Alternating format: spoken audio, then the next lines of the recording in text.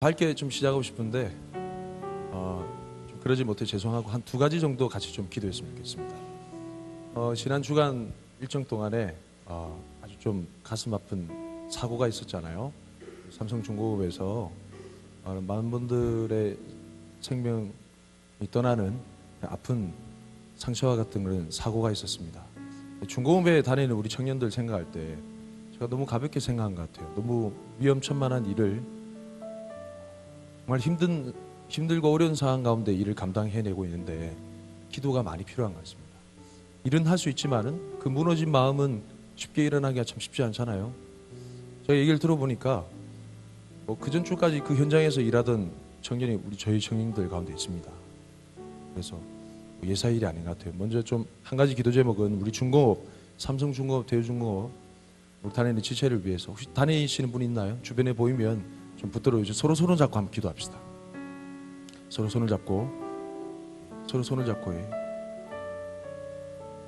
감사해요.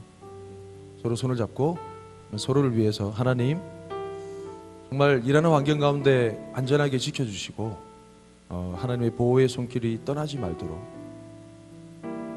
정말 다시는 이런 아픔이 없을 수 있도록 어린이날을 앞두고 그들의 아름다운 어린이날을 앗아갔던 그런 사건이었습니다. 그래서 다시는 이런 일이 없도록 주님께서 지켜주시고 우리 중공업에서 일하는 모든 근로자들이 하나님의 은혜와 새 힘을 얻을 수 있도록 우리도 함께 중공업을 위해서 주님의 송 외치고 기도하겠습니다. 주님 감사합니다. 살아계신 주님 아버지 하나님 정말 아픔을 겪었습니다. 주님께서 불쌍히 여기심을 압니다. 긍휼히 여기심을 압니다. 우리의 모든 고통과 신음을 아시는 주님의 긍휼의 손을 내어미셔서 무너진 모든 마음들을 일으켜주시고 무너진 모든 마음들을 주님 새롭게 다시 일으켜 주옵소서. 아버지 하나님 환경과 상황을 볼 때는 너무 절망적인 현상들밖에 없지만 오직 우리의 유일한 소망 되신 예수님께서 오직 우리의 유일한 생명 되신 예수님께서 우리의 모든 심령 가운데 임하셔서 절망 가운데 소망의 빛을 보게 하시고 은혜를 경험할 수 있도록 함께하여 주옵소서. 중공업에서 수많이 수고하는 근로자들 특별히 청년들이 있습니다. 주님께서 살피시고 함께하여 주심을 통하여서 그들에게 보호의 손길을 내어 미시며 어떤 현장 가운데서도 주님의 보호의 손길을 경험할 수 있도록 하나님이 친히 함께하시며 주장하시며 역사하시며 도우심을 경험할 수 있도록 하나님 주장하여 주옵소서.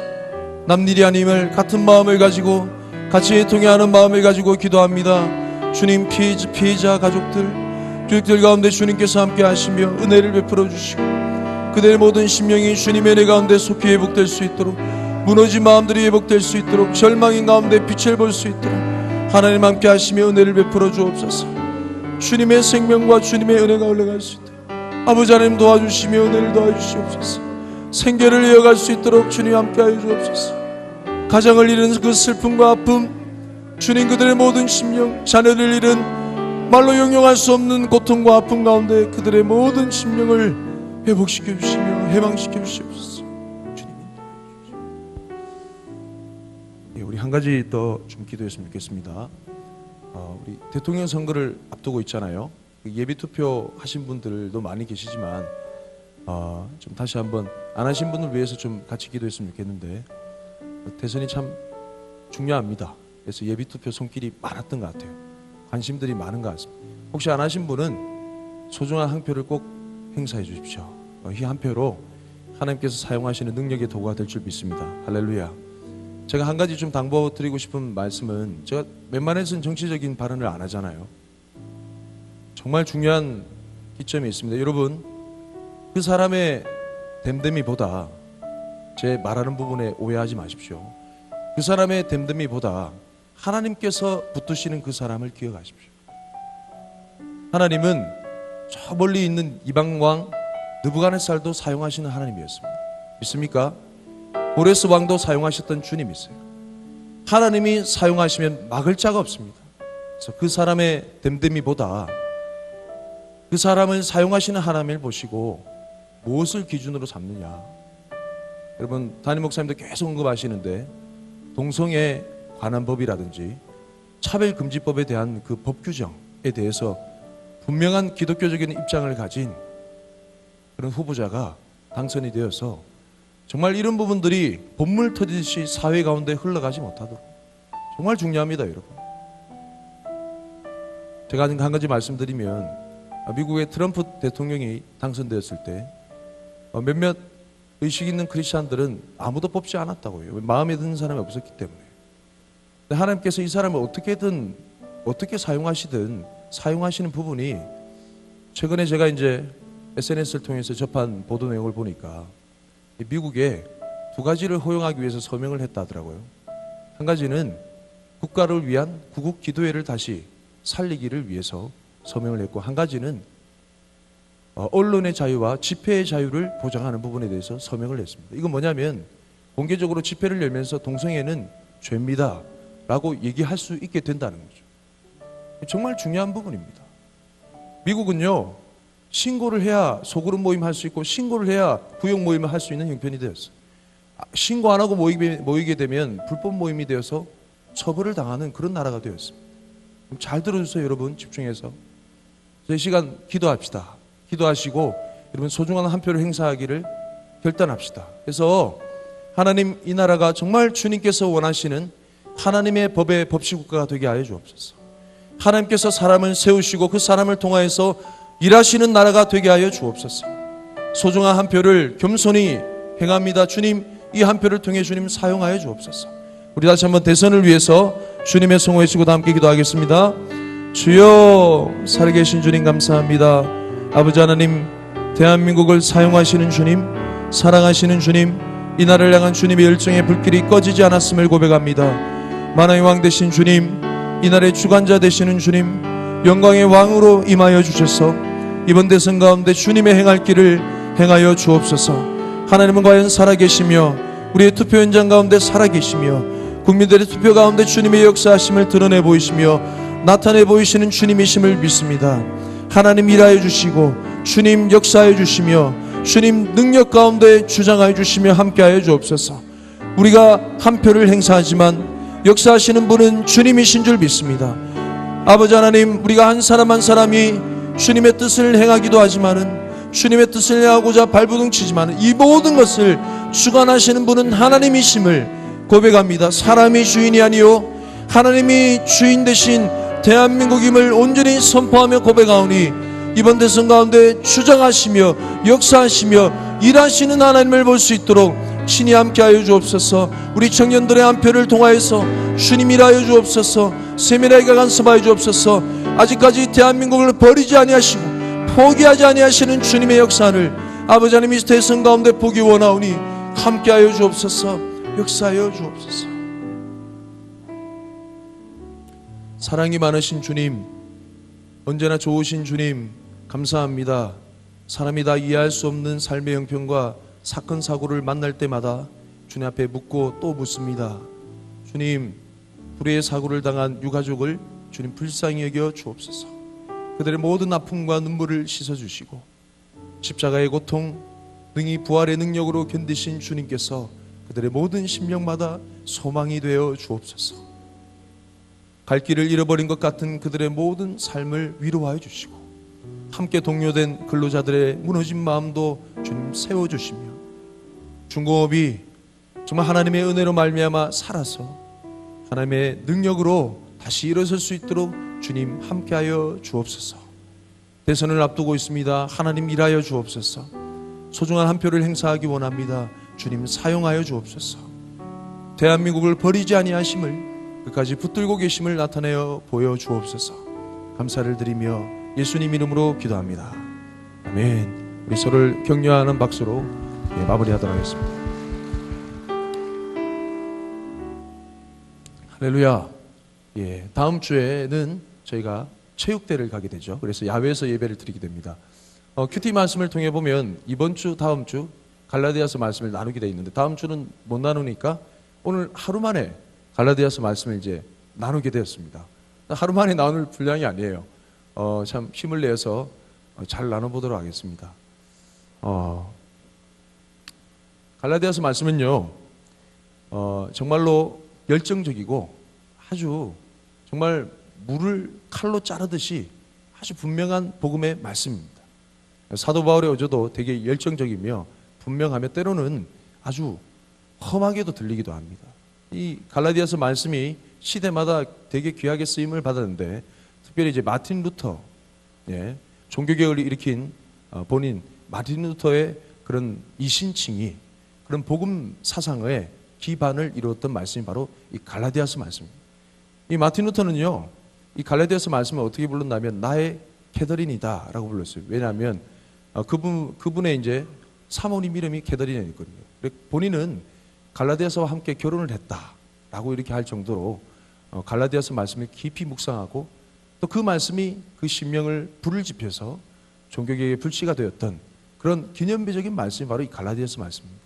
뭔가 신앙이 해이해지고 뭔가 복음이 해이해질 때, 그때마다 많은 사람들의 심령 가운데 교회들마다 복음의 불을 지폈던 말씀이 바로 이 말씀입니다. 그래서 그런 마음을 가지고 함께 나눴으면 좋겠습니다. 여러분, 신앙생활이란 게요, 꼭 이렇게만 흘러갈까요? 처음에는 뜨거웠다가, 처음에는 눈물도 많았다가, 처음에는 정말 하나님의 신비 체험도 많았다가, 시간이 지나면 지날수록 마음이 식어지고 마음이 무뎌지고 뭔가 하는 일은 많이 맡게 되는데, 뭔가 마음속에 있는 감동과 주님을 향한 사랑이 식어지는 것 같은, 주변에 금방 예수님을 믿은 초신자들이 뜨겁게 주님을 체험하고 성령님을 체험하면 처음엔 다 그래 라고 이렇게 한마디 던지면서 나는 그거 다 떼봤거든 하는 그런 마음으로 마음이 식은 채 살아가는 것이 과연 신앙생활일까요? 이런 신앙생활의 패턴을 너나 할 것 없이 저 역시 마찬가지예요. 그렇게 살아가는 우리의 모습입니다. 근데 과연 이게 정상적일까? 제가 단언하건대 이건 정상적인 신앙생활의 모습이 아닙니다. 뭔가 잘못되고 있고 잘못된 신앙의 모습이라는 거죠. 이렇게 잘못되어가는 신앙생활의 가장 큰 포인트가 무엇인가? 신앙생활을요, 우리는 다른 종교생활처럼 무엇을 하는 거에 초점을 많이 맞추게 됩니다. 우리가 하나님에 대해서 많은 일을 감당하고 조장 역할을 감당하고 임원 역할을 감당하고 세가족부를 감당하고 이렇게 하면 하나님께서 기뻐하실 거야. 나는 신앙생활 잘하는 사람이야 라고 생각하기 시작하면서부터 신앙이 매너리즘이 시작돼요. 왜냐하면 우리가 수고를 하면 할수록 속은 되게 무뎌지고, 수고를 하면 할수록 계속해서 속은 허탈해지는 우리 자신을 발견하게 되거든요. 따라붙어 신앙생활은 관계입니다. 우리가 이 사실을 많이 놓치고 살아갑니다. 신앙생활은요, 관계입니다. 반면에 죄 문제도 관계입니다. 성경은 그 이면에 어떤 내용을 깊이 파고들어 보면 이 죄 문제를요, 단순한 살인, 간음, 도둑질, 시기 이런 식으로 표현한 적 없어요. 그건 죄의 열매들이죠. 드러난 현상들입니다. 죄라는 문제는요, 관계입니다. 아담과 하와가 죄를 범했다라는 것은 그들이 겉으로 볼 때는 선악을 알게 하는 나무의 실과를 따먹지 말라는 그 유일한 한 가지 계명을 어긴 것으로 보이지만, 하나님과의 그 소중한 관계를 깨트려 버렸던 관계 파괴가 바로 죄라는 것이죠. 마찬가지로 반대로 의미로 생각해 보면 이 구원이라는 것은, 우리가 누리는 이 영생이라는 것은 바로 하나님과의 지속적인 뜨거운 관계를 유지하는 것이 바로 구원이고 영생입니다. 믿습니까? 그래서 우리의 신앙생활이라는 것은 관계입니다. 하나님과 얼마나 친한가, 예수님과 얼마나 친밀한가 라는 부분이 바로 우리의 신앙생활이에요. 제가 말씀드렸잖아요. 예수님과 친해지고자 하는 모든 것을 다 하십시오. 반면에 예수님과 관계를 멀어지게 만드는 모든 것을 다 버리십시오. 이게 복음이요, 이게 말씀의 가르침입니다. 단순하죠. 할렐루야. 그래서 우리가 예수님 안에서요, 모든 것을 할 수 있어요. 우리가 예수님 안에서 모든 것을 포기할 수 있습니다. 자, 이 마음을 가지고 오늘 갈라디아서 말씀을 같이 한번 살펴보도록 하겠습니다. 설명이 좀 장황할 수도 있는데 잘 좀 들었으면 좋겠습니다. 이 갈라디아서 말씀은요, 갈라디아 지역에서 복음을 전한 이후에 그 이후에 일어났던 일들에 대해서 바울이 편지를 쓴 글이 바로 갈라디아서 말씀입니다. 그래서 이 갈라디아서 말씀을 이해하려면요, 사도 바울이 이 갈라디아 지역 가운데 어떻게 복음을 전했고 어떤 일이 일어났는지를 살펴봐야 돼요. 이 갈라디아 지역에 복음을 전했던 사도 바울의 여행은 1차 전도 여행 때였습니다. 1차 전도 여행 지도를 한번 좀 펴 봐주실래요? 이미지가 하나 있을 텐데요. 예, 감사합니다. 아주 심플하고 크게 이게 1차 전도 여행 일정이었어요. 초록색으로 표시된 부분이 출발하는 부분이고 빨간색이 돌아오는 그런 행선지를 표시해 놓은 부분입니다. 요 말씀이 어디 나와 있냐면 사도행전 13장 말씀이 나와요. 사도행전 13장 말씀을 펴놓으시고 한번 따라가 볼까요? 사도행전 13장. 오늘은 자막에 제가 따로 신청을 안 했습니다. 좀 쉴 때도 있어야 되기 때문에 사도행전 13장 펼쳐봅시다. 사도행전은 어디 있냐면요, 사복음서 뒤에 바로 나옵니다. 사도행전 13장 펼쳐봅시다. 예, 사도행전 13장 말씀은요, 교회에서 기념비적인 그런 일이 일어났던 말씀입니다. 첫 번째, 이방인 교회인 안디옥 교회, 정확하게 얘기하면 시리아 안디옥 교회, 저기 오른쪽에 보면 안디옥이라 되어 있잖아요. 시리아 안디옥 교회, 이 안디옥 교회에서 처음 선교사를 파송하게 되는데 누가 지목이 되냐면 바나바와 바울이 이제 지목됩니다. 두 사람을 파송해서 보냅니다. 그러면서 시작된 그 전도 여행이 1차 전도 여행이죠. 쉽죠? 예, 이런 부분에서 좀 살펴볼게요. 안디옥에서 출발해서 밑으로 실루기아 지방으로 내려와서 저기 구브로 섬, 예, 구브로 섬으로 살라미 지역에 이르게 되고 섬을 쭉 이렇게 횡단해서 바보라는 지역에 바보라는 지역에 이르게 되고 그 섬에서 떠나가지고 육지로 버가라는 지역에 이르게 됩니다. 그 버가라는 지역에서 위로 또 올라가면 안디옥, 예, 저기가 비시디아 안디옥이란 지역이고요. 저기서 떠나 이고니온, 루스드라, 더베라는 지역까지 이르게 됩니다. 갈라디아 지방이 어디냐면요, 저기 비시디아 안디옥, 이고니온, 루스드라, 더베, 저쪽 지역이 갈라디아 지방입니다. 그래서 어떤 일이 일어났는지 한번 사도행전 13장 말씀을 통해서 간단하게 좀 살펴보죠. 13절 말씀부터 좀 볼까요? 13장 13절 말씀 같이 한번 볼까요? 시작. 바울과 및 동행하는 사람들이 바보에서 배 타고 밤빌리아에 있는 버가에 이르니 요한은 그들에게서 떠나 예루살렘으로 돌아가고, 14절 말씀도 읽읍시다. 시작. 그들은 버가에서 더 나아가 비시디아 안디옥에 이르러 안식일에 회당에 들어가 앉으니라. 비시디아 안디옥에 이르러 가지고 이 사도 바울이 주일날 회당에, 주일이 아니라 안식일에 회당에 들어가 하나님의 말씀을 전하게 됩니다. 율법과 선지자의 글을 읽고 난 다음에 예수님에 관한 그 말씀을 장황하게 선포하는 거예요. 그게 13장 내용인데요. 어디까지 넘어가냐면 42절 말씀 읽어볼까요? 쭉 전하고 난 다음에 42절 말씀, 그들의 반응이 나옵니다. 시작.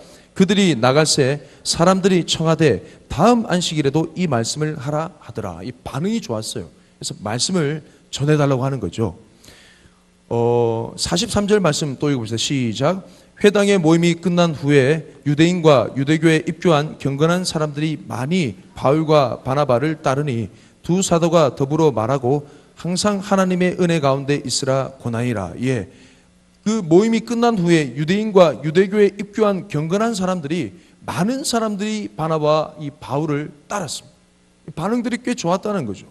이 반응들이 얼마나 선풍적으로 일파만파 번져간다면 그 다음 안식일이 되었을 때는 44절 말씀 가운데 나와 있는데 엄청난 결과가 나타났습니다. 44절 읽어볼까요? 시작.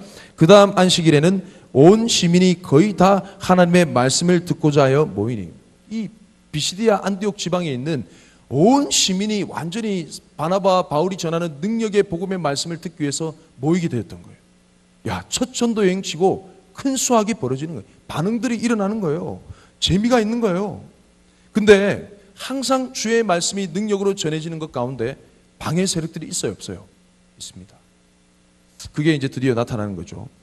따라오 보면서 볼펜 있는 사람은 체크하면서 나갔으면 좋겠는데 45절 말씀 맨 첫 번째 유대인, 동그라미 1번 쳐보시고 한번 읽어볼까요? 시작. 유대인들이 그 무리를 보고 시기가 가득하여 바울이 말한 것을 반박하고 비방하거늘. 예수님을 전하는 그 사도의 무리들을 공격하고 1차적인 공격을 가하는 그 무리가 유대인들이었습니다. 동족들이었어요. 여러분 되게 놀랍죠? 초대교회 때 교회를 핍박하는 무리는 로마 정부가 아니었습니다. 같은 동족인 유대인들이 그들을 공격했어요. 왜냐하면 같은 동족임에도 불구하고 다른 나사렛 이단의 복음을 전한다라고 해서 그들을 비방하고 그들을 폭력을 가했습니다. 그래서 1차적인 공격은요, 유대인들한테 왔습니다. 유대인들이 가장 극심하게 시기하면서 공격했던 것이죠. 오늘 보니까 그 무리를 보고 시기가 가득하여 라고 얘기했습니다. 왜 시기가 가득했을까? 총 3가지 정도의 이유가 있는데, 한 가지는 정치적인 이유. 왜냐하면 이 유대인들은요, 사실은 하나님 나라에 대한 관심보다 그들이 사는 삶은 이 세상 나라에 관심이 더 많았어요. 이 세상의 정치적인 그런 세력들과 결탁해서 호의호식을 누리고자 많이 애를 썼습니다. 뒤에 보면 그 시에 있는 유력자들, 그 시에 있는 고급 관료들의 귀부인들, 이런 사람들하고 많이 결탁이 있었어요. 두 번째는 경제적인 이유였습니다.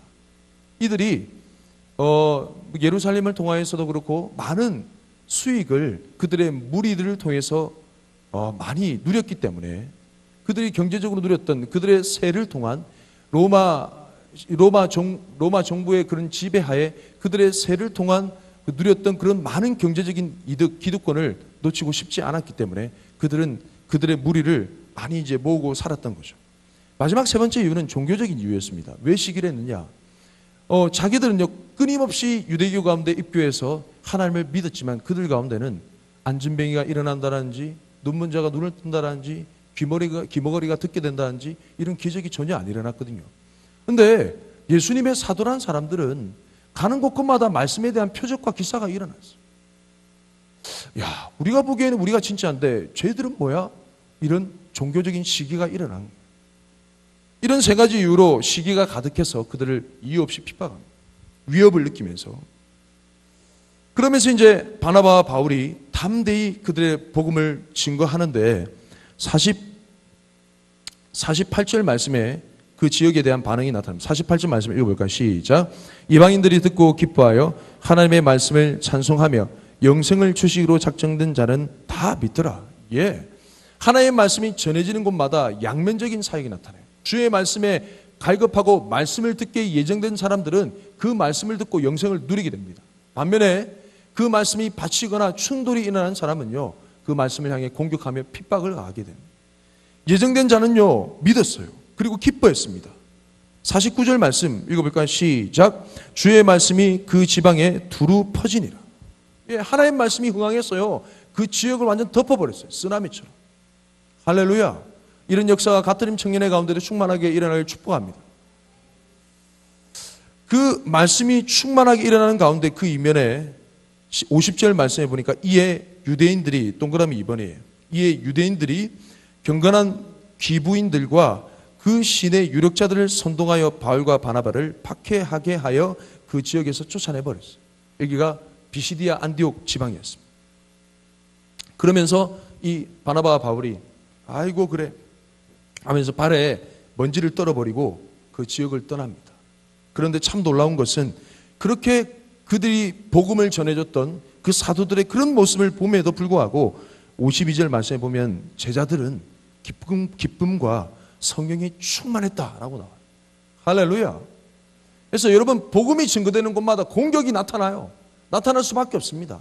하지만 그럼에도 불구하고 믿는 자 가운데 기쁨과 성령이 충만하게 될 줄 믿습니다. 할렐루야. 이게 복음의 능력입니다. 이게 비시디아 안디옥 지방을 이렇게 떠나고 난 이후에 이고니온 지방에 이르게 됩니다. 14장 1절 말씀, 13장 14장 말씀을 같이 한번 좀 쭉 살펴볼게요. 14장 1절 말씀 읽어볼까요? 시작.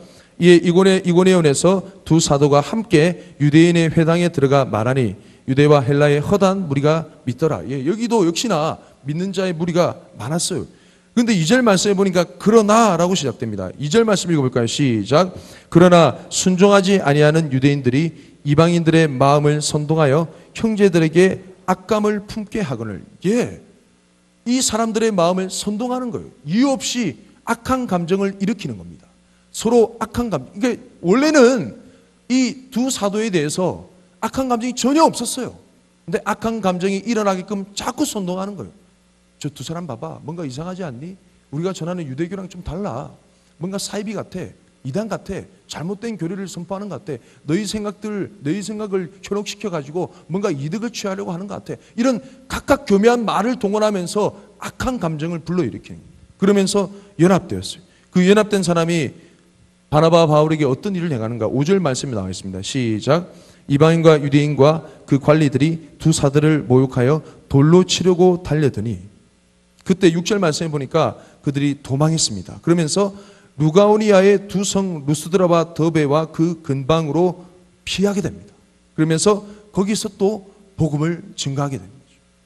여러분, 첫 번째 전도 여행 시작은 되게 좋았어요. 많은 사람들이 믿고 반응들이 되게 좋았습니다. 근데 가면 갈수록 하나님의 말씀이 능력 가운데 전해지는 반면 방해 세력들은 어때요? 더 공격이 강해지고 더 위협이 강해지고 더 핍박이 강해지고 그렇게 되는 거예요. 여러분이 복음 전하는 여러분의 삶도 동일합니다. 여러분이 예수를 잘 믿고자 하면, 여러분이 예수 가운데 완전 사로잡히고자 하면 세상 가만두지 않아요. 더 여러분의 마음을 괴롭히며, 더 여러분의 마음을 핍박하며, 여러분의 마음을 조롱하며, 여러분의 마음을 멸시하게 됩니다. 그런 가운데 끝까지 이 제자들의 모습처럼 기쁨과 성령이 충만한 저와 여러분의 모습이 되길 축복합니다. 그런데 이 사단마귀, 이 복음을 파괴하는 적대 세력, 이 유대인들이 완전 끝장을 보는 거예요. 어디서 끝장을 보느냐? 저기 보면 이고니온으로 내려와서 거기서 쫓겨나잖아요. 돌로 치려고 막, 야, 너희 까불래 이러면서 돌을 막 들어가지고 치려고 합니다. 치려고 하니까 이 바나바와 바울이 급하게 피합니다. 그러면서 루스드라와 더베 지방으로 피하게 됩니다. 이 루스드라 지방에 갔을 때 어떤 일이 일어나면, 가서 보니까 날 때부터 안전병이 된 자, 일어서 본 적이 없는 한 병자가 있는 거예요. 그래서 그 사람을 만났어요. 근데 바울이 가만히 보니까 그 속에 뭔가 주님을 향해서 믿는 믿음이, 하나님을 향해서 믿는 믿음이 있는 것을 보고 그 영혼을 향해서 큰 소리로 외칩니다. 너 있는 발로 일어나 걸으라! 라고 얘기했어요. 그랬더니 그 친구가 막 일어나서 막 걷는 거예요. 이런 기적이 일어났어요. 이런 기적을 목격한 이 루스드라에 있는 사방에 있는 사람들이 몰려오더니 완전 난리가 난 거예요. 이런 일을 본 적이 없다 하면서 바나바를 제우스 신이다 얘기하고, 바울을 헤르메스 신이다라고 얘기하면서 우리를 위해서 신을 보내셨다 이러면서 막 그들을 막 높이는 거예요. 그러면서 소를 잡아가지고 오고 화환들을 막 모아가지고 와가지고 그 두 사람을 향해서 제사를 막 지내려고 합니다. 그때 바나바와 바울이 급하게 그들을 막 말렸어요. 아니야, 우리는 그냥 사람이야. 우리를 주목하지 말고 우리 가운데 있는 예수를 주목해. 막 만류했어요. 그러면서 막 만류하면서 드디어 소동이 멈춰지고 진정이 되었습니다. 이렇게 하나님의 말씀이 능력 가운데 점차 그 능력이 점점 강해지며 기적이 일어나는 그 순간에 이 적대 세력이 드디어 얼굴을 들고 일어나는 거예요. 19절 말씀에 읽어볼까요? 14장 19절 시작. 유대인들이 안디옥과 이고니에 와서 무리를 충동하니 그들이 돌로 바울을 쳐서 죽은 줄로 알고 시외로 끌어내치니라. 유대인들이요, 안디옥과 이고니온, 여러분 기억나시죠? 비시디아 안디옥에서 어떤 일을 행했는지, 맞죠? 많은 유력자들과 기부인을 선동해서 이 바나바와 바울을 쫓아보냈습니다. 그리고 중간에 이고니온이라는 지방에서는요, 돌로 치려고 위협을 했죠. 그런 유대인들이 몰려와가지고 너희 자식들 정신 못 차리고 아직도 여기서 예수를 전해 하면서 이번에는 실행에 옮겼습니다. 돌로 쳐버렸어요. 그래서 바울이 거의 죽었는지 살았는지 모를 정도로 막 피투성이 하다 맞아버렸어요. 사람들이 죽은 줄로 알고 시외로 저 밖으로, 동구 밖으로 끌고 갔습니다. 피를 질질 흘린 시체 같은 그 바울을. 참 복음을 전하는 사람의 그 목숨은 질기죠. 20절 말씀에 보니까 제자들이 둘러섰을 때 바울이 일어났습니다. 기운을 차리고 이러면서 일어난 거예요. 그러면서 그 성에 다시 들어갔다가 이튿날 바나바와 함께 더베로 갔습니다. 더베는 루스드라에서 오른쪽으로 이렇게 쳐져 있는 부분이죠. 더베로 갔어요. 여러분 같으면 첫 번째 전도 여행 가운데 복음을 전하다가 하나님의 능력도 능력이지만 계속해서 핍박의 강도가 더 심해지잖아요. 거의 죽을 뻔했어. 이런 일을 당하면 어떻게 하실 것 같아요? 그냥 좀 텐트 접고 배낭 싸고 잠깐 좀 쉬었다 옵시다. 일하는 게 정상 아닙니까? 그렇죠? 야, 이 좀 복음 전파도 좀 사람이 좀 살아야 되겠습니다. 주님 이해하시죠? 이게 당연한 거 아니겠어요?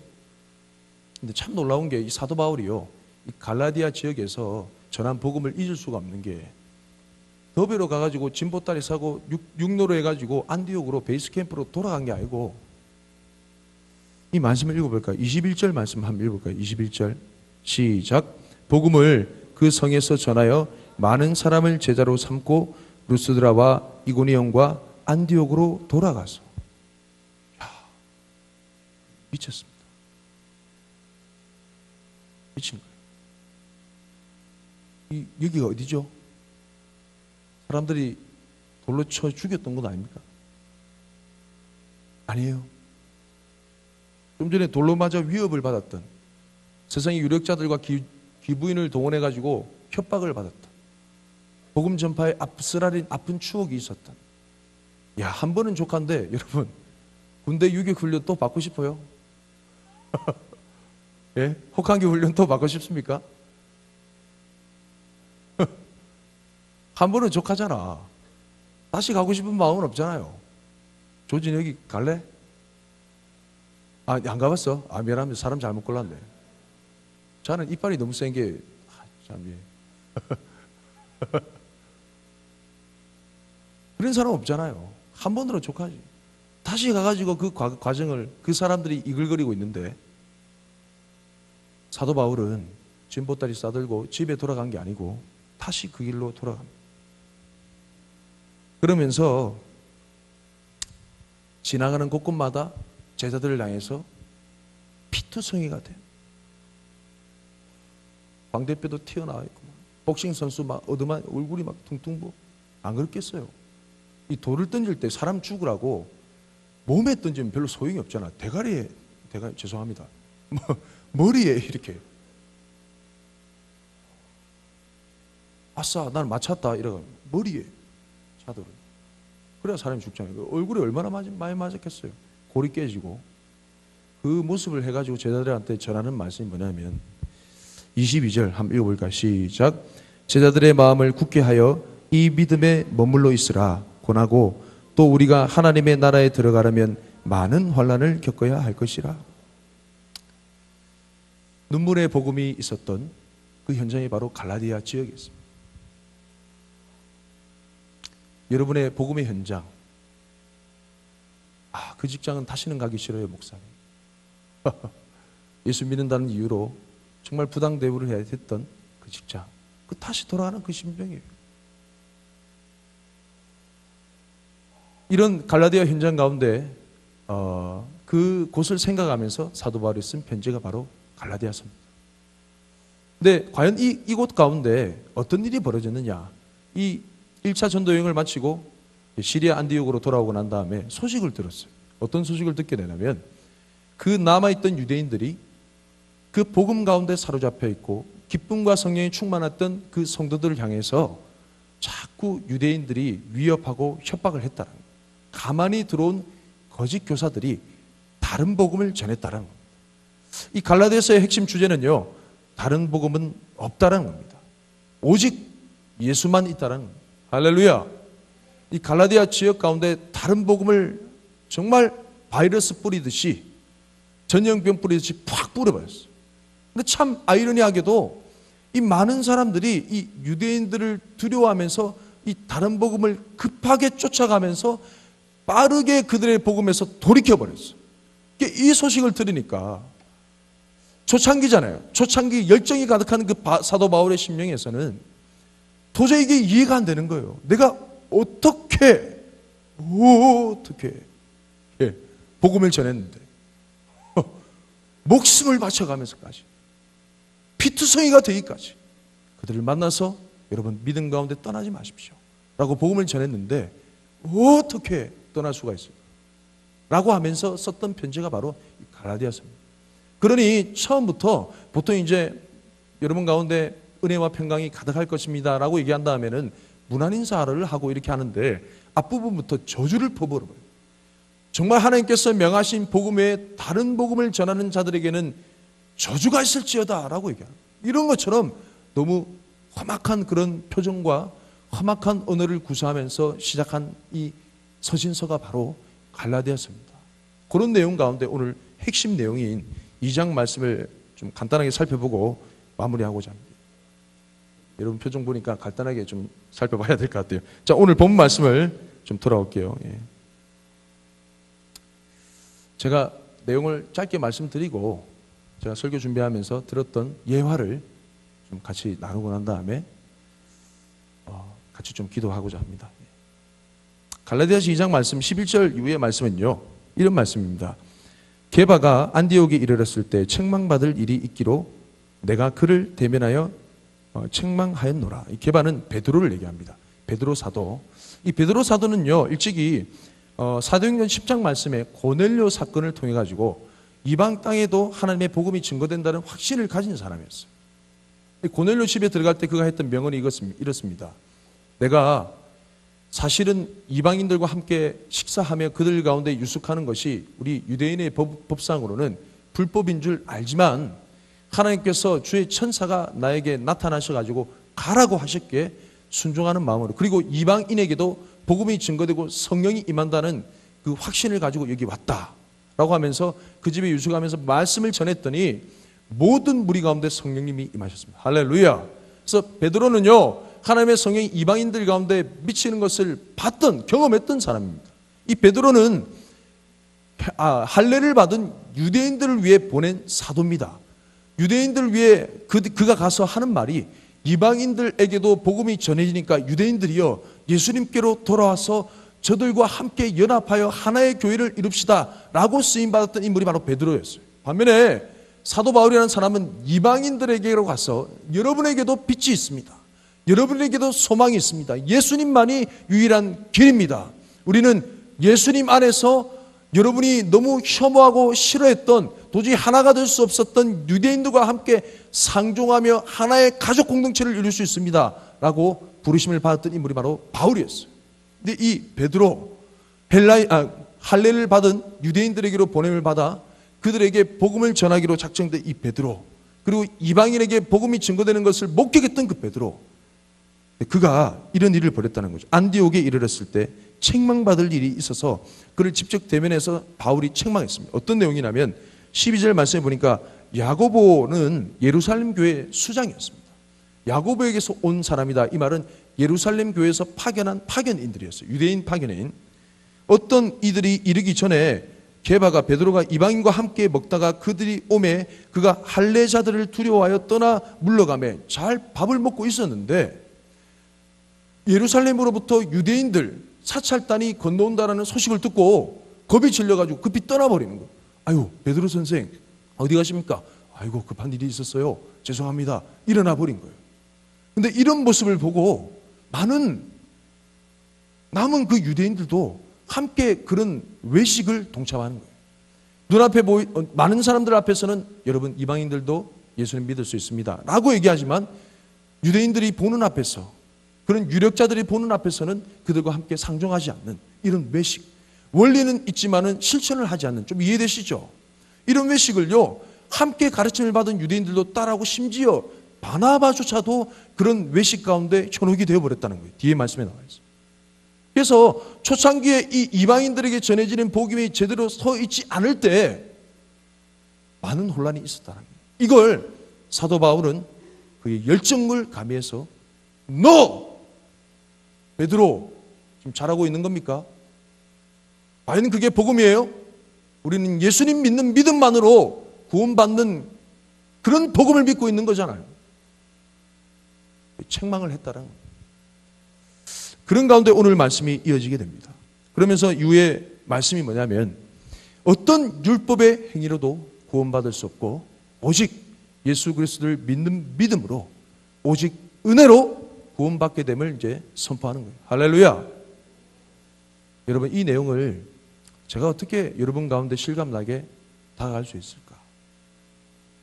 수많은 종교의식, 이 모든 것이 우리를 구원할 수 있는 것 아니고 예수님과의 돈독한 관계, 주님과의 친밀하게 누리는 그 관계가 구원의 불씨라는 유일한 길이라는 것, 어떻게 설명할 수 있을까요? 제가 설교를 준비하는 중에 한 가지 스토리가 좀 생각이 났습니다. 앞에 규환이가 있잖아요. 규환이가 오늘 모델입니다. 요 스토리의 주인공은 규환이야 접니다. 죄송합니다. 규환이 오해하지 마시고, 예, 그 각본에 대한 컨셉된 내용이니까 이해해 주시고. 이 앞에 있는 최병우는 고등학교 교사입니다. 고등학교 반반을 다니면서 맡은 이제 교사죠. 같은 동네에 사는 고등학생 문제합니다. 죄송합니다. 칼을 잘 쓰는 칼잡이 규환이에요. 칼을 잘 써요. 이 문제아 이 학생을 이 최병훈 선생은 정말 끔찍하게 보호해주고 이뻐해주고 챙겨줬습니다. 근데 이 같은 동네 사니까 뭐 출근을 같이 하기도 하고 퇴근을 같이 하기도 하는데, 이 규환이가 지나갈 때마다 꼭 따라붙는 꼬맹이가 있었어요. 이 꼬맹이 한 소년이 늘 규환이가 지나갈 때마다 하는 얘기가, 아저씨 그렇게 살면 안 돼, 이렇게 얘기하는 거예요. 좀 똑바로 살아. 왜 그렇게 살아? 이 꼬맹이가 늘 이빠른 소리를 하는, 그런 꼬맹이를 규환이는 별로 싫어했습니다. 그러던 중에 규환이가 죄송합니다, 술에 만취가 되어가지고 이제 칼잡이 막 흉내를 막 내는, 그러면서 온 동네 사람을 죽인다고 막 위협을 하고 다니는 중에 꼬맹이가 갑자기 나타나게 돼요. 그러면서 하는 말이, 아저씨 또 술 먹었어? 왜 그렇게 살아? 라고 막 하는 옥신각신하는 과정 가운데 그만 규환이가 그 애를 죽여버려요. 죄송합니다, 제가 각본이라고 얘기했죠. 충격 먹지 마시고. 참 이유는 잘 모르겠지만 그 애 부모님은 가해자인 규환이를 별로 보려고 하지 않았어요. 사람을 현장에서 죽였으니까 당연히 뭐 극적으로 얘기하면 사형 선고가 되겠죠. 영원토록 종신형에 처할 수밖에 없는 이 규환이를 어떻게 우여곡절로 해서 풀어지게 되는데, 그 가운데 1등 공신한 그 인물이 바로 최병훈 선생입니다. 저는 좋은 역할을 해야 되잖아요. 이 최병훈 선생이 규환이를 그 이후로부터 따뜻하게 보살펴 주는 거죠. 당연히 학교에서는 정학 먹었어요. 오갈 데 없는, 죄송합니다, 앞부분에 좀 설명이 누락되었는데, 규환이는 부모가 없는 고아입니다. 예, 스토리를 막 몰아가죠. 이 오갈 데 없는 규환이를, 야, 너 우리 집에서 살아 라면서 자기 집에 거두어 줍니다. 사는 거예요, 같이 가족처럼. 어쨌든 규환이가 그 은혜에 감사해서 좀 보답이라도 할까, 선생님의 소개로 조그마한 알바 자리를 이제 알게 되고 자기 나름대로 돈을 버는 거예요. 선생님이 베풀어 주신 그 은혜가 고마워서 감 한 박스, 단감 한 박스. 쌤이 단감을 좋아하는가 봐요. 최병훈 목사는 단감을 좋아하는 건 아닙니다. 예, 설정입니다. 단감 한 박스 사들고 하고, 때로는 뭐 퀴 한 박스 사들고 하고. 아이고 됐다, 왜 같은 가족인데 왜 그래? 너무 고마우니까 막 하는 거예요. 그렇게 지나던 중에 아주 충격적인 사실을 목격하게 됩니다. 충격적인 사실을 목격하기 전에 제가 스토리가 막 정리 안 되니까, 그리고 막 옥신각신하면서 지내는 중에도 이 옛날 버릇을 못 버리는 거예요. 규환이가 다시 칼을 잡게 되고, 그렇게 버렸던 그 칼을 다시 잡게 되고, 이 최병훈 선생은 안타깝게 그를 보게 됩니다. 그런 가운데 여전히 길거리에서 술 먹고 방황하는 옛날 버릇을 고치지 못한 그 규환이 안타깝게 여기면서 기도하게 되는 거예요. 최병훈 선생은 독실한 크리스찬입니다. 좋은 건 다 하죠. 예. 야, 그런 기도가 응답되었을까요? 아주. 예, 뮤직을 좀 깔아주십시오. 무미건조하네. 클라이막스 부분입니다.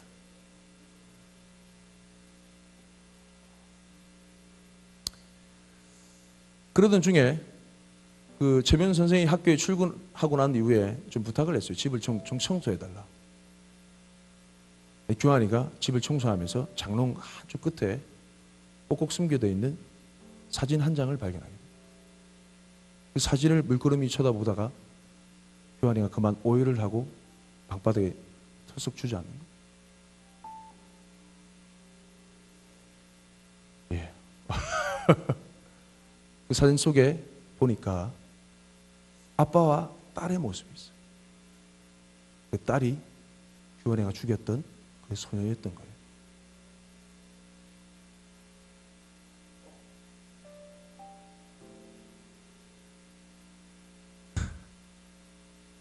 이러려고 했던 건 아닌데요. 왜 이러죠, 제가. 그 사진을 붙들고 엉엉 울게 됩니다. 비하인드 스토리가 막 이어집니다. 드라마 속에서. 그 딸이 살아있을 때 자기 아빠에게 했던 얘기. 아빠, 저 삼촌은 뭔가 불쌍해 보여. 원래 나쁜 사람은 아닌 것 같은데 뭔가 아빠의 사랑이 필요한 것 같아. 아빠가 대신 좀 챙겨주면 안 돼? 그랬던 거예요. 그래서 그 최병훈 선생은 그렇게 규환이 학생을 조건 없이 사랑해 줬던 겁니다.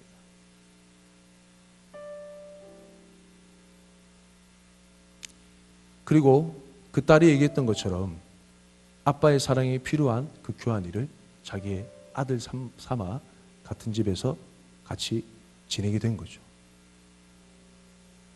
그 사진의 모든 사실을 알게 된 규환이 이전처럼 다시 칼잡이로 돌아갈 수 있을까요? 여러분, 율법의 행위가 무엇일까요? 율법의 행위란 것은 내가 내 나름대로 고마워서 감박스 사다 갖다 주는 그런 내 모습입니다. 계속 반주했어요. 기도해야 할 거예요. 오직 주의 은혜로 그 반주했어요. 불을 좀 꺼주세요.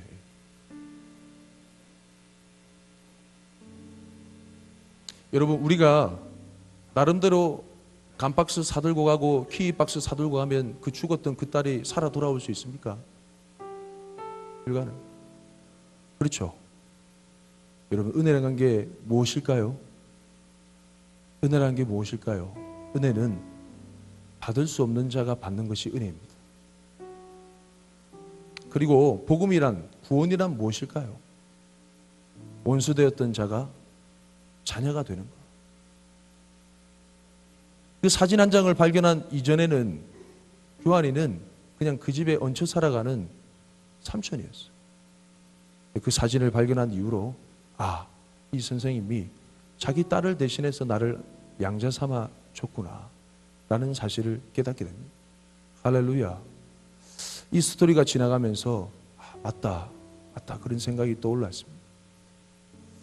여러분, 어떤 우리의 감박스 사들고 가고 키박스 사들고 가고 이런 행동으로 그건 못 받습니다. 이건 율법의 행동입니다. 그걸로 죽었던 예수님이 다시 살아날 수 없는 거예요. 불가능합니다.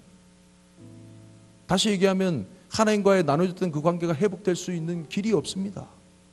유일한 길은 자기 자식 없는 셈 치고 우리를 똑같이 사랑해주며 우리를 품어주신 이해할 수 없는 그 은혜, 오직 주님의 그 은혜로 말미암아 우리가 구원받을 수 있는, 할렐루야. 내가 죽인 그 사람이 바로 하나님의 아들이었다는 사실을 깨달을 때 비로소 관계가 회복이 되며 구원이 시작된 겁니다. 믿습니까?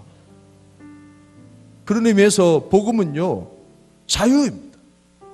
예수님 안에 누리는 자유예요.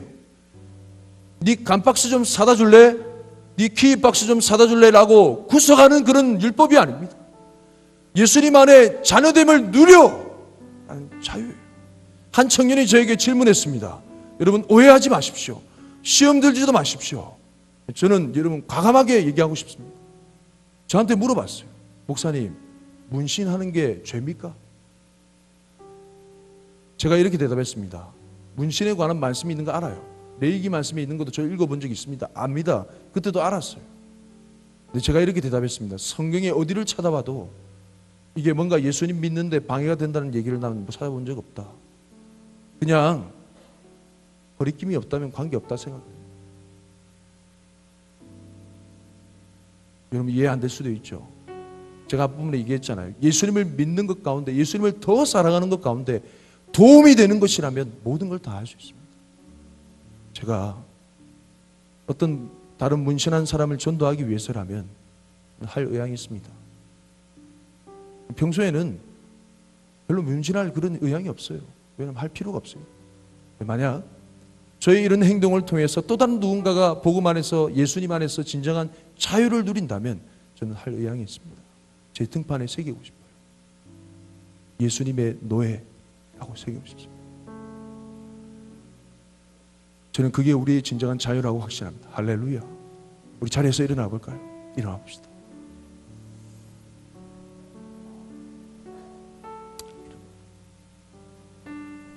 이런 짧은 그리고 참 부족한 이 말씀으로 갈라디아서 말씀을 대신한다는 게 참 송구스럽지만 여러분 이 시간 이후로 여러분 결단하십시오. 그 어떤 율법의 조항도 여러분을 구속할 수 없습니다. 할렐루야. 예수님을 더 사랑하는 것이 있다고 한다면 모든 것을 취하십시오. 하지만 예수님이 멀어지는 것이 있다고 하면 어떤 것도 어떤 조합원인 것도 다 버리십시오. 그게 여러분의 삶의 기준이 될 것입니다. 우리 이 찬양하고 함께 기도합시다.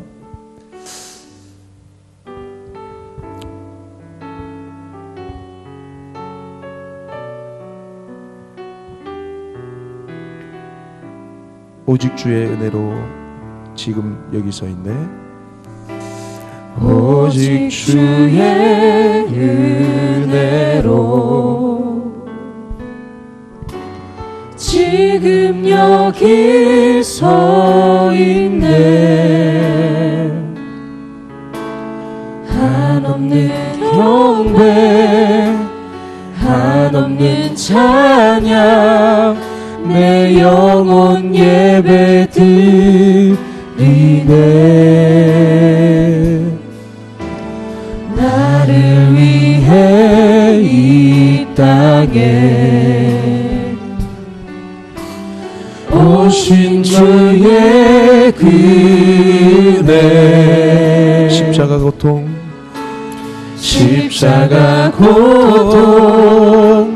이기신 주님 은혜 어찌 드리. 주네 날 채우시네. 주네 보게 하시네. 주네 보게 하시네. 살아가는 동안 은혜로만 살리. 십자가 한 번 더 고백합시다. 오직 주의 은혜로 지금 여기 서 있네. 아멘. 오직 주의 주님의 전적인 은혜로 우리가 지금까지 왔습니다. 지금 여기 서 있네. 감이 없는 주님의 은혜, 한없는 경배 한없는 찬양 내 영혼 예배 드리네. 나를 위해서 이 땅에 나를 위해 이 땅에 오신 주의 은혜. 주님의 십자가 고통 십자가 고통 사랑하는 마음으로 이기신 주님, 이기신 주님 은혜 어찌 시리. 주네 날 채우시네. 주네 보게 하시네. 살아가는 동안 은혜로만 살리. 십자가 주네 날 채우시네. 주네 날 채우시네. 주네 보게 하시네. 주네 보게 하시네. 살아가는 동안 은혜로만 살리. 십자가 은혜로. 여러분, 우리가 구원받을 수 있는 유일한 길은 오직 주님의 은혜로 예수님을 믿는 길밖에 없습니다. 믿습니까? 네. 어떤 우리 율법의 행위조차 깜박스 사다 들고 뭐 키박스 사다가 바치고 이런 모든 것들은 아무런 소용이 없음을 여러분 이 시간 고백하십시오. 그렇게 애써 노력했던 우리의 삶을 이 시간 내려놓으십시오. 그것은 이미 예수님의 십자가 가운데 죽어버린 것입니다. 우리는 예수님만 있으면 됩니다. 내가 내 손으로 죽였던 그분이 바로 하나님의 아들이신 예수님이라는 사실을 아는 순간, 그리고 그분의 희생을 통해서만 나는 살 수 있다는 사실을 믿는 순간, 이것이 은혜가 되고 믿음이 되어서 우리는 구원받는 것입니다. 할렐루야. 그 이하도 그 이상도 아무것도 없습니다. 오직 주님의 은혜로, 예수님만으로 우리는 구원받게 되는 것입니다. 할렐루야. 이 시간 안에 우리 가운데 자유함이 임하게 하여 주옵소서. 어떤 율법에도 매이지 않는 자유가 임하게 하여 주옵소서. 우리 주님의 성호하시고 남기기도 합시다. 주여, 주여, 주여, 주님,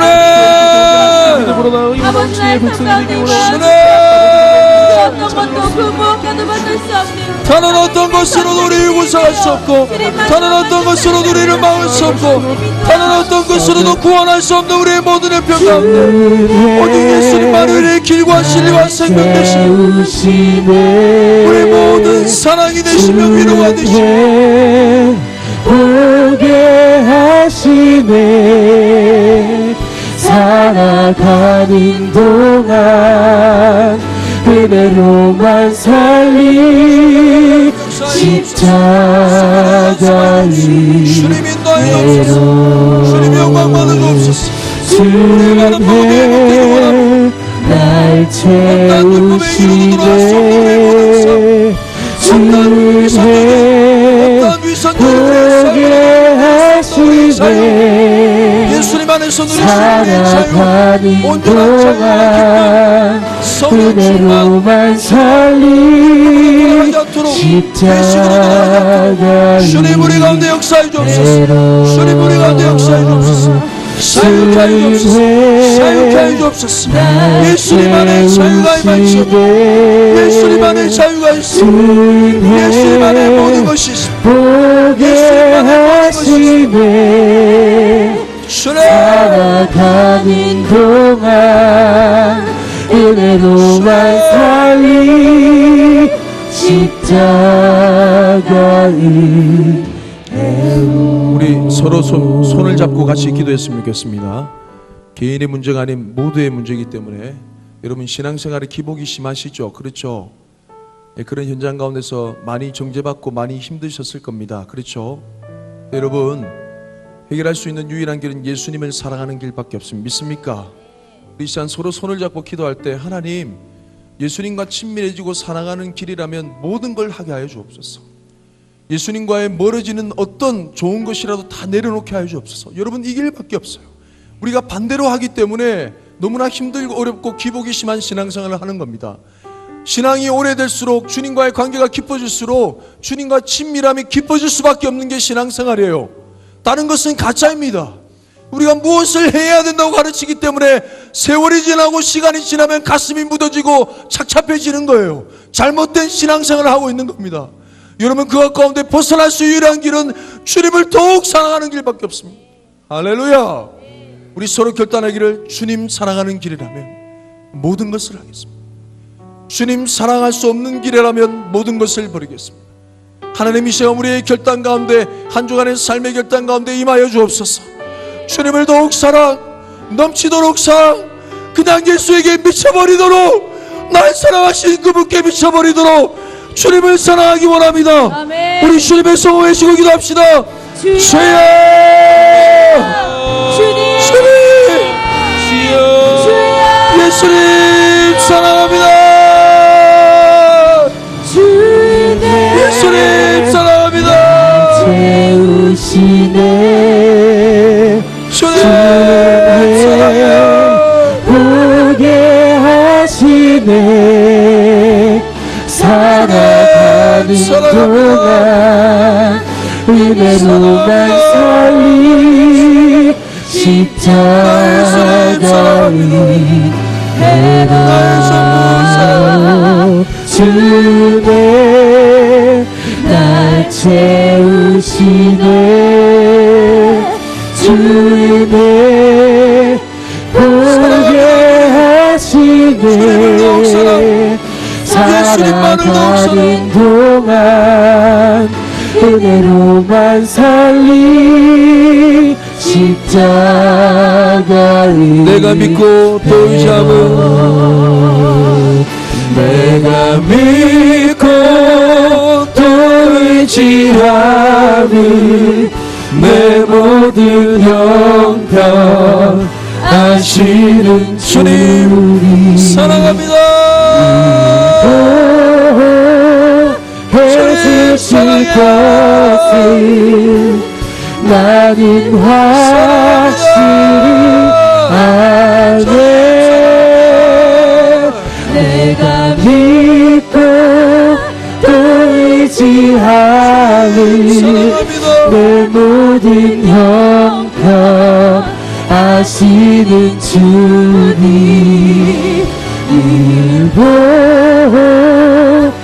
일보해주실 것을 나는 확실히 내가 믿고 또 의지하는 내가 믿고 또 의지하는 내 모든 형편 아시는 주님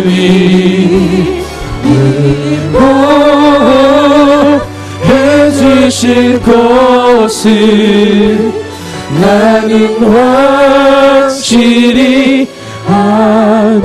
내가 믿고 또 의지함은 내가 믿고 또 의지함은 내 모든 형편 아시는 주님 늘 보여주실 것을 주님 이 시간 마음을 짓누른 모든 흑원 몽의 가운데서 자유케 하여 주옵소서. 자유케 되시오다. 내가 믿고 또 의지함은 내 모든 형편 모든 걸 아시는 예수님 사랑 가운데 자유함을 누리시오. 늘고 해주실 것을 나는 확실히 아네.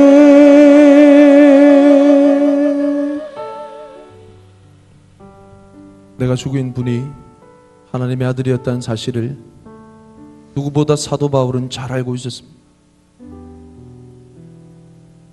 주님, 우리도 그런 주님을 만나기 원합니다. 우리가 너무나 죄인 되어서 도저히 받을 수 없는 그 구원의 은혜를 만나기 원합니다. 주님 앞에 서는 순간까지 이 마음, 이 감각 놓치지 않고 살기 원합니다. 받을 수 없는 자가 받아 누리는 그 은혜를 통해서 또 도저히 있을 수 없는 하나님이 우리의 아버지 되심을 믿음을 통해서 우리가 온전히 그것만으로 구원받게 되는 놀라운 복음의 그 비밀을, 기쁨의 좋은 소식을 우리가 온전히 마음에 새기며 살아갈 수 있도록 인도하여 주옵소서. 우리의 진정한 자유를 세상 모든 사람이 함께 누릴 수 있도록, 이 사랑의 복음을 널리 전파할 수 있도록 역사하여 주옵소서. 어제의 아픔과 어제의 괴로움이 수많은 사람들의 위로와 소망의 통로가 되게 하여 주옵소서. 우리 몸에 난 상처와 아픔의 자국들이 나도 예수 믿을 수 있다는 수많은 사람들의 위로의 통로가 되게 하여 주옵소서.